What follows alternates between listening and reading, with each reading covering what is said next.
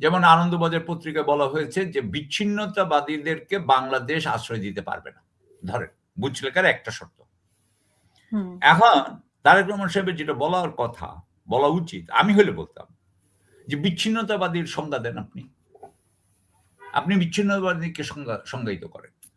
আসামের পরেশ বড়ুয়া কি বিচ্ছিন্নতাবাদী নাকি আসামের দেশপ্রেমিক? অসমিয়াদের দেশপ্রেমিক। হ্যাঁ, সুতরাং দেশপ্রেমিক একজন মুক্তিযোদ্ধা, একজনের মুক্তিযোদ্ধা আরেকজনের বিচ্ছিন্নতাবাদী। তো আমি কি মুক্তিযোদ্ধাকে নিব নাকি আমি আমি বিচ্ছিন্নতাবাদী বলবো? কোনটা বলবো? আমি কি প্যালেস্টিনিয়ানদেরকে টেররিস্ট বলবো নাকি আমি তাদেরকে মুক্তিযোদ্ধা বলবো? আমি কি হামাসকে টেররিস্ট বলবো নাকি মুক্তিযোদ্ধা বলবো নাকি প্রতিরোধকারী বলবো? সেটা কিন্তু আমার দৃষ্টিভঙ্গির বিষয়। আপনি কেন আমাকে তো ইসরায়েল যেমন বলে দিতে পারবে না যে কাকে সন্ত্রাসী বলতে হবে এবং কাকে মুক্তিযোদ্ধা বলতে হবে, ঠিক এইভাবে দিল্লির সরকার যাকে মনে করবে বিচ্ছিন্নতাবাদী তাকে আমি বিচ্ছিন্নতাবাদী মনে করবো, এটা তো কোনো কথা নাই। কারণ এটা তো রেশনাল না। আমি আপনাকে বুঝাতে পারছি যে এটা কিন্তু যৌক্তিক না, যুক্তিবাদী হইতে হবে। তো সুতরাং আমি যেটা মনে করি তারেক রহমান সাহেবের উচিত বলা, হ্যাঁ আমি বিচ্ছিন্নতাবাদীদের আশ্রয় দিব বলে ওনার ক্ষমতা যাইতে হবে। উনি ক্ষমতায় যাওয়ার পরে উনি বলবেন যে বিচ্ছিন্নতাবাদী কে, আমাকে বুঝান। আমি কি বুঝাতে পারছি আপনাকে? মানে তারেক রহমান এক ধরনের কৌশল নিতে পারে, ওরা যেরকম কৌশল অবলম্বন করছে উনাকে কৌশল নিতেই হবে এবং খালি ভারতের বিরুদ্ধে না, উনার কৌশল নিতে হবে উনার সহকর্মীদের বিরুদ্ধে। উনাকে আস্তে আস্তে রয়ের যারা নৈকট্য তাদেরকে আস্তে আস্তে গুরুত্ব কমিয়ে দিতে হবে উনার, তাদের গুরুত্ব কমিয়ে দিতে হবে উনার আস্তে আস্তে। আমি একদিনে বলিনি। সেটা কি পারবে? আপনি দেখেন আমির খসরু নিয়ে কতটা কথা হয়েছিল, আমরা টক শো করেছি যে অমিত শাহের কাছে কিভাবে মাথা নুয়েছিল।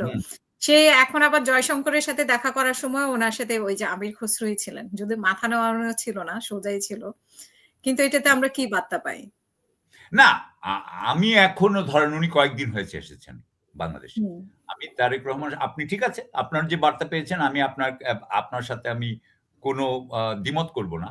কিন্তু আমি বলবো যেটা, যে সেটা হচ্ছে যে উনাকে আমি সময় দিতে চাই, কিন্তু উনাকে আমি বলতে চাই যে উনাকে নাইভ হইলে হবে না। উনি একেবারে বিশ্বাস করে বসলে হবে না।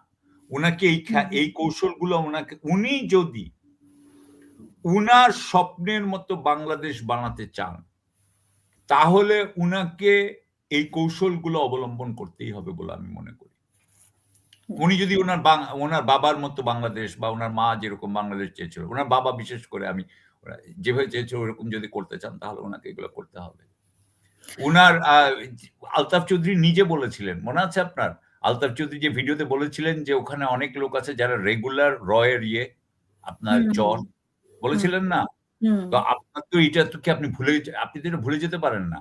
আমার মনে হয় আমি আরেকটা সোর্সের আরেকটা কিছু শুনেছিলাম এক সময়, যেটা যে খালেদা জিয়া বলছিলেন যে আমির খসরু সাহেবকে উনি যেরকম অনেস্ট ভেবেছিলেন তিনি অনেস্ট ছিলেন না এবং এটার জন্য উনি খুবই মানে মানে দুঃখ পেয়েছিলেন আর কি, হ্যাঁ, যে উনাকে সরিয়ে দিতে হবে। এরকম একটা ঠিক এরকমই আর কি।